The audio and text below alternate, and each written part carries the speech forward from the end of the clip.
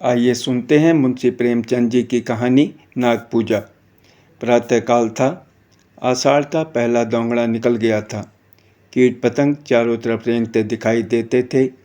तिलोत्तमा ने वाटिका की ओर देखा तो वृक्ष और पौधे ऐसे निखर गए थे जैसे साबुन से मैले कपड़े निखर जाते हैं। उन पर एक विचित्र आध्यात्मिक शोभा छाई हुई थी, मानो योगीवर आनंद में मग्न पड़े हों। चिड़ियों में असाधारण चंचलता थी। डाल डाल पात पात झांकती फिरती थी। तिलोत्तमा बाग में निकल आई। वह भी इन्हीं पक्षियों की भांति चंचल हो गई थी। कभी किसी पौधे को देखती, कभी किसी फूल पर पड़ी हुई जल की बूंदों को हिलाकर अपने मुंह पर उनके शीतल छींटे डालती। लाल बीर बहुटियाँ रेंग रही थीं। वह उन्हें चुनकर हथेली पर रखने लगी। सहसा उसे एक काला वृत्तकाय सांप रेंगता दिखाई दिया। उसने चिल्लाकर कहा, अम्मा, नाग जी जा रहे हैं, लाओ थोड़ा सा दूध उनके लिए कटोरे में रख दूं। अम्मा ने कहा, जाने दो बेटी, हवा खाने निकले होंगे।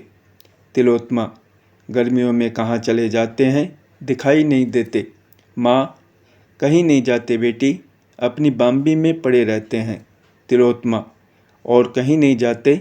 माँ, बेटी, हमारे देवता हैं और कहीं क्यों जाएंगे। तुम्हारे जन्म के साल से ये बराबर यहीं दिखाई देते हैं। किसी से नहीं बोलते, बच्चा पास से निकल जाए पर जरा भी नहीं ताकते। आज तक कोई चुईया भी नहीं पकड़ी। तिलोत्तमा, तो खाते क्या होंगे। माँ, बेटी, ये लोग हवा पर रहते हैं, इसी से इनकी आत्मा दिव्य हो जाती है। अपने पूर्व जन्म की बातें इन्हें याद रहती हैं, आने वाली बातों को भी जानते हैं। कोई बड़ा योगी जब अहंकार करने लगता है तो उसे दंड स्वरूप इस योनि में जन्म लेना पड़ता है। जब तक प्रायश्चित पूरा नहीं होता तब तक वह इस योनि में रहता है। कोई कोई तो 100-100, 200-200 वर्ष तक जीते रहते हैं। तिलोत्तमा, इनकी पूजा न करो तो क्या करें। माँ, बेटी, कैसी बच्चों की सी बातें करती हो। नाराज हो जाएं तो सिर पर न जाने क्या विपत्ति आ पड़े।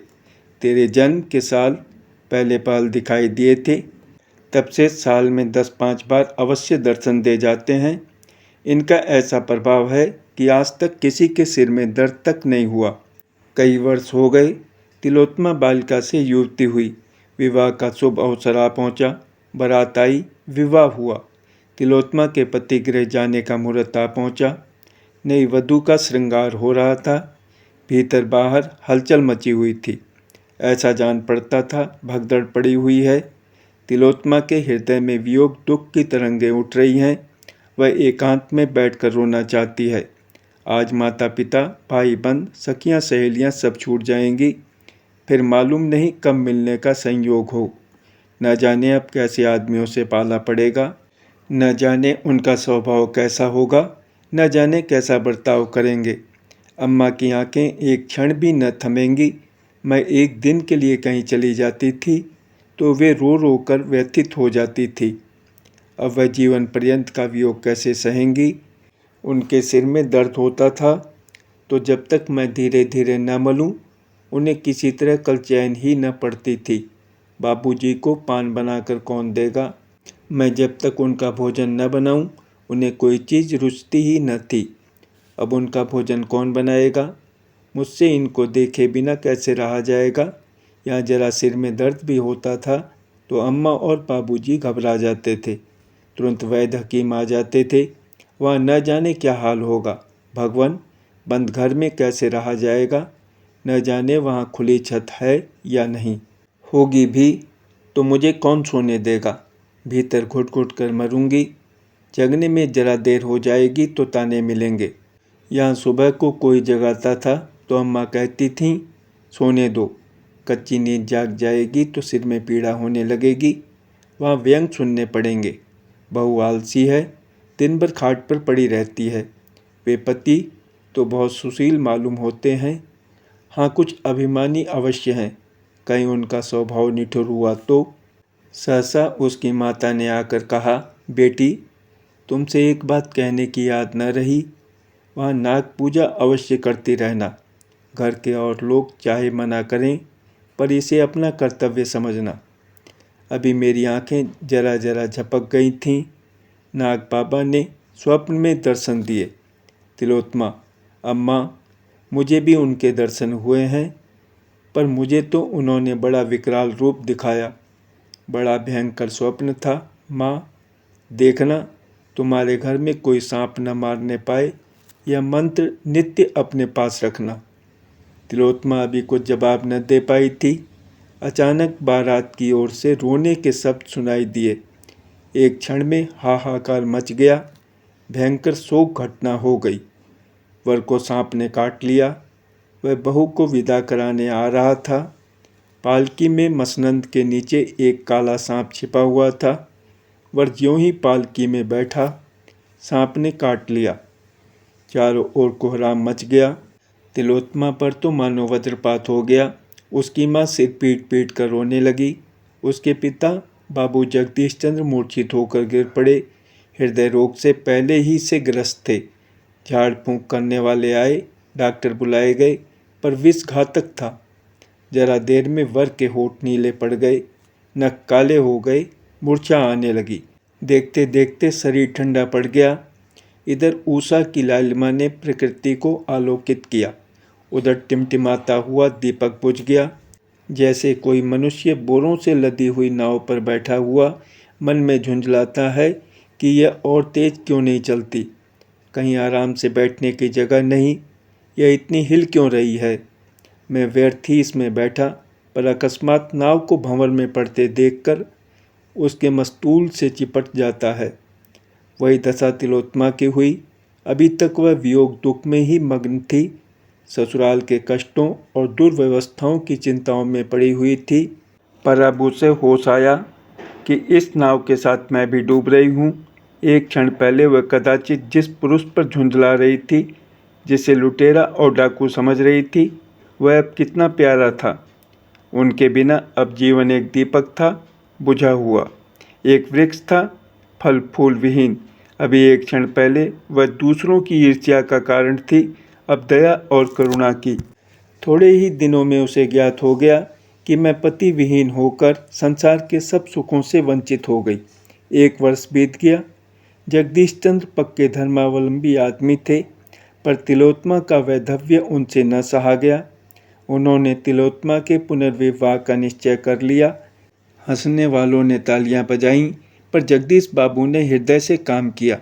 तिलोत्मा पर सारा घर जान देता था। उसकी इच्छा के विरुद्ध कोई बात न होने पाती, यहाँ तक कि वह घर की मालकिन बना दी गई थी। सभी ध्यान रखते कि उसका रंज ताज़ा न होने पाए, लेकिन उसके चेहरे पर उदासी छाई रहती थी, जिसे देखकर लोगों को दुख होता था। पहले तो माँ भी इस सामाजिक अत्याचार पर सहमत न हुई, लेकिन बिरादरी वालों का विरोध ज्यों-ज्यों बढ़ता गया, उसका विरोध ढीला पड़ता गया। सिद्धांत रूप से तो प्रायः किसी को आपत्ति न थी, किंतु उसे व्यवहार में लाने का साहस किसी में न था। कई महीनों के लगातार प्रयास के बाद एक कुलीन सिद्धांतवादी सुशिक्षित वर मिला। उसके घरवाले भी राजी हो गए। तिलोत्मा को समाज में अपना नाम बिकते देखकर दुख होता था। वह मन में कुढ़ती थी कि पिताजी नाहक मेरे लिए समाज में नक्कू बन रहे हैं।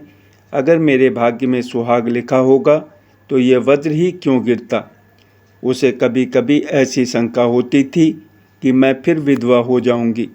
जब विवाह निश्चित हो गया और वर की तस्वीर उसके सामने आई तो उसकी आंखों में आंसू भर आए।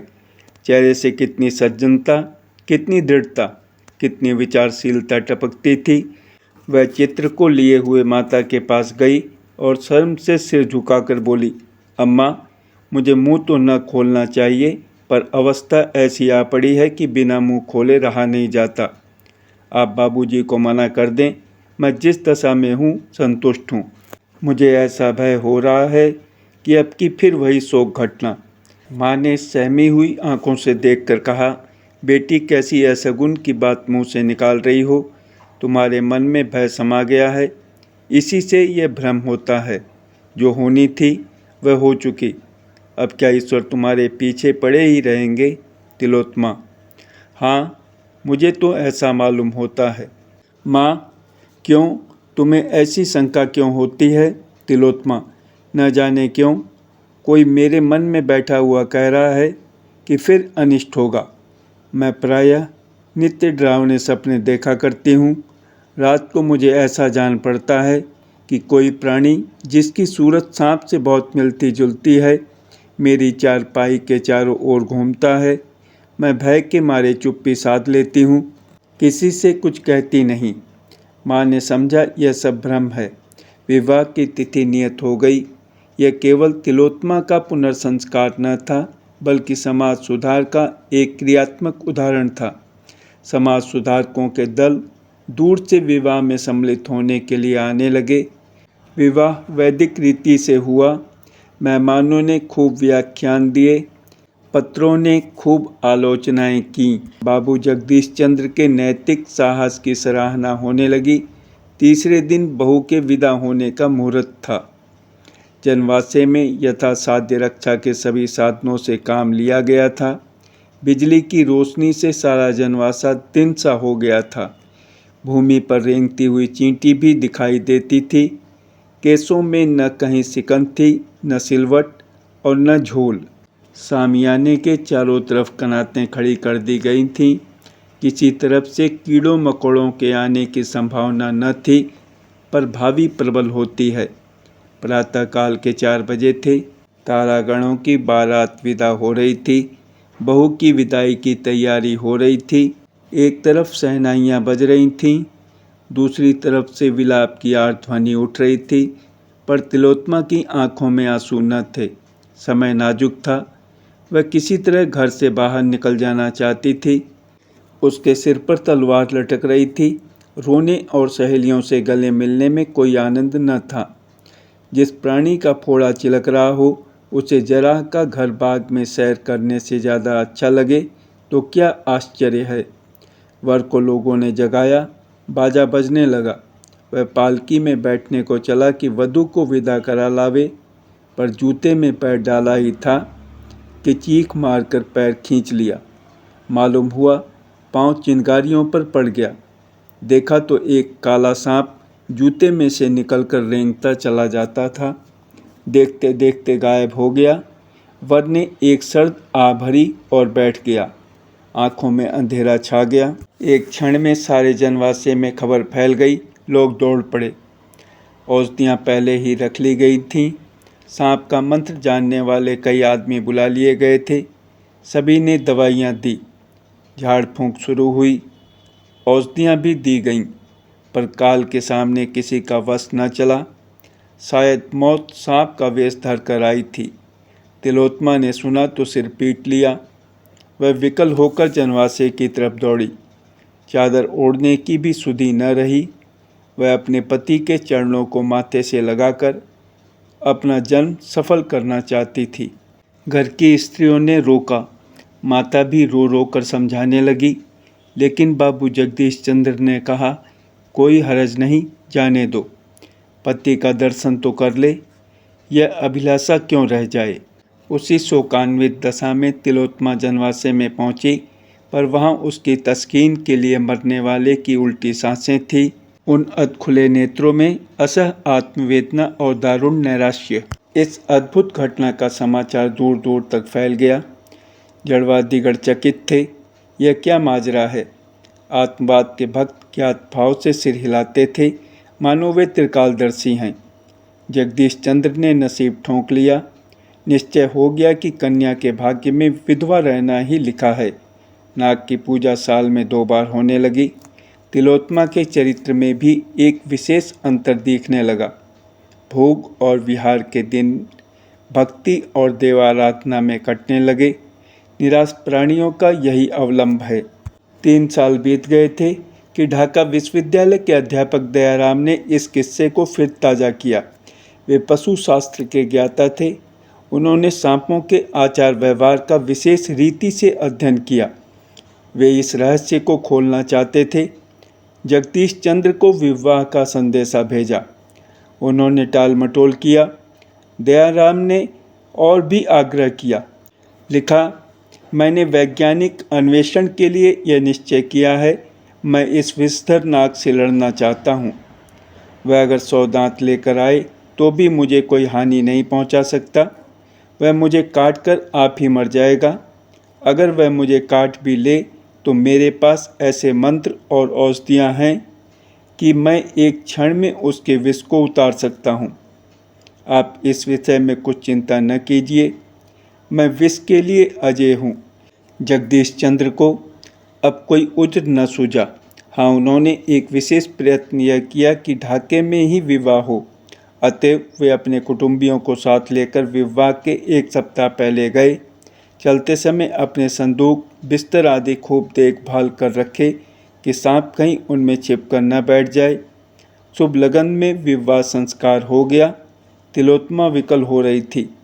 मुख पर एक रंग आता था, एक रंग जाता था, पर संस्कार में कोई विघ्न बाधा न पड़ी। तिलोत्तमा रो धोकर ससुराल गई।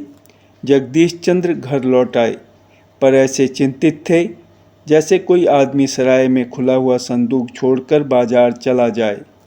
तिलोत्तमा के स्वभाव में अब एक विचित्र रूपांतर हुआ।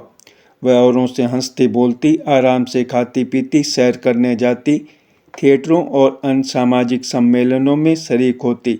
इन अवसरों पर प्रोफेसर दयाराम से भी बड़े प्रेम का व्यवहार करती, उनके आराम का बहुत ध्यान रखती, कोई काम उनकी इच्छा के विरुद्ध न करती। कोई अजनबी आदमी उसे देखकर कह सकता था, गृहिणी हो तो ऐसी हो। दूसरों की दृष्टि से इस दंपत्ति का जीवन आदर्श था, किंतु आंतरिक दशा कुछ और ही थी। उनके साथ शयनागार में जाते ही उसका मुख विकृत हो जाता, भौहें तन जाती, माथे पर बल पड़ जाते, शरीर अग्नि की भांति जलने लगता, पलकें खुली रह जाती, नेत्रों से ज्वाला सी निकलने लगती और उसमें से झुलसती हुई लपटें निकलती, मुख पर कालिमा छा जाती। और यद्यपि स्वरूप में कोई विशेष अंतर न दिखाई देता, पर न जाने क्यों भ्रम होने लगता, यह कोई नागिन है। कभी कभी वह फुंकारने भी लगती। इस स्थिति में दयाराम को उसके समीप जाने या उससे कुछ बोलने की हिम्मत न पड़ती। वे उसके रूप लावण्य पर मुग्ध थे, किंतु इस अवस्था में उन्हें उससे घृणा होती। उसे इसी उन्माद के आवेग में छोड़कर बाहर निकल आते। डॉक्टरों से सलाह ली, स्वयं इस विषय की कितनी ही किताबों का अध्ययन किया, पर रहस्य कुछ समझ में न आया। उन्हें भौतिक विज्ञान में अपनी अल्पज्ञता स्वीकार करनी पड़ी। उन्हें अब अपना जीवन असहज जान पड़ता। अपने दुस्साहस पर पछताते, नाहक इस विपत्ति में अपनी जान फंसाई। उन्हें शंका होने लगी कि अवश्य कोई प्रेत लीला है। मिथ्यावादी न थे, पर जहाँ बुद्धि और तर्क का कुछ वश नहीं चलता, वहाँ मनुष्य विवश होकर मिथ्यावादी हो जाता है। सने सने उनकी यह हालत हो गई कि सदैव तिलोत्तमा से सशंक रहते। उसका उन्माद, विकृत मुखाकृति उनके ध्यान से न उतरते। डर लगता कि कहीं यह मुझे मार न डाले। न जाने कब उन्माद का आवेग हो, यह चिंता हृदय को व्यथित किया करती। हिप्नोटिज्म, विद्युत शक्ति और कई नए आरोग्य विधानों की परीक्षा की गई। उन्हें हिप्नोटिज्म पर बहुत भरोसा था, लेकिन जब यह योग भी निष्फल हो गया तो वे निराश हो गए। एक दिन प्रोफेसर दयाराम किसी वैज्ञानिक सम्मेलन में गए हुए थे। लौटे तो 12 बज गए थे। वर्षा के दिन थे, नौकर चाकर सो रहे थे। वे तिलोत्तमा के शयन गृह में यह पूछने गए कि मेरा भोजन कहाँ रखा है। अंदर कदम रखा ही था कि तिलोत्तमा के सिरहाने की ओर उन्हें एक अति भीमकाय काला सांप बैठा हुआ दिखाई दिया। प्रोफेसर साहब चुपके से लौट आए। अपने कमरे में जाकर किसी औषधि की एक खुराक पी और पिस्तौल तथा सांगा लेकर फिर तिलोत्तमा के कमरे में पहुँचे। विश्वास हो गया कि यह वही मेरा पुराना शत्रु है। इतने दिनों में टोह लगाता हुआ यहाँ आ पहुँचा, पर इसे तिलोत्तमा से क्यों इतना स्नेह है। उसके सिरहाने यूँ बैठा हुआ है मानो कोई रस्सी का टुकड़ा हो। यह क्या रहस्य है। उन्होंने सांपों के विषय में बड़ी अद्भुत कथाएं पढ़ी और सुनी थीं, पर ऐसी कुतूहलजनक घटना का उल्लेख कहीं न देखा था। वे इस भांति सशस्त्र होकर फिर कमरे में पहुँचे तो सांप का पता न था। हाँ, तिलोत्तमा के सिर पर भूत सवार हो गया था। वह बैठी हुई आग्नेय नेत्रों से द्वार की ओर ताक रही थी। उसके नैनों से ज्वाला निकल रही थी, जिसकी आंच 2 गज तक लगती। इस समय उन्माद अतिशय प्रचंड था। दयाराम को देखते ही बिजली की तरह उन पर टूट पड़ी और हाथों से आघात करने के बदले उन्हें दांतों से काटने की चेष्टा करने लगी। इसके साथ ही अपने दोनों हाथ उनकी गर्दन में डाल दिए। दयाराम ने बहुतेरा चाहा, एड़ी चोटी तक को जोर लगाया कि अपना गला छुड़ा ले, लेकिन तिलोत्तमा का बाहुपाश प्रतिक्षण सांप की कीड़ली की भांति कठोर एवं संकुचित होता जाता था। उधर यह संदेह था कि इसने मुझे काटा तो कदाचित इसे जान से हाथ धोना पड़े। उन्होंने अभी जो औषधि पी थी वह सर्प विष से अधिक घातक थी। इस दशा में उन्हें यह शोकमय विचार उत्पन्न हुआ, यह भी कोई जीवन है कि दंपत्ति का उत्तरदायित्व तो सब सिर पर सवार, पर उसका सुख नाम का नहीं। उल्टे रात दिन जान का खटका, यह क्या माया है। वह सांप कोई प्रेत तो नहीं है जो इसके सिर आकर यह दशा कर दिया करता है। कहते हैं ऐसी अवस्था में रोगी पर जो चोट की जाती है वह प्रेत पर ही पड़ती है। नीची जातियों में इसके उदाहरण भी देखे हैं। वे इसी हैस बहस में पड़े हुए थे कि उनका दम घुटने लगा। तिलोत्तमा के हाथ रस्सी के फंदों की भांति उनकी गर्दन को कस रहे थे। वे दीन असहाय भाव से इधर उधर ताकने लगे। क्यों कर जान बचे, कोई उपाय न समझ पड़ता था। सांस लेना दुस्तर हो गया, देह शिथिल पड़ गई, पैर थरथराने लगे। सहसा तिलोत्तमा ने उनके बाहों की ओर मुंह बढ़ाया। दयाराम कांप उठे। मृत्यु आंखों के सामने नाचने लगी।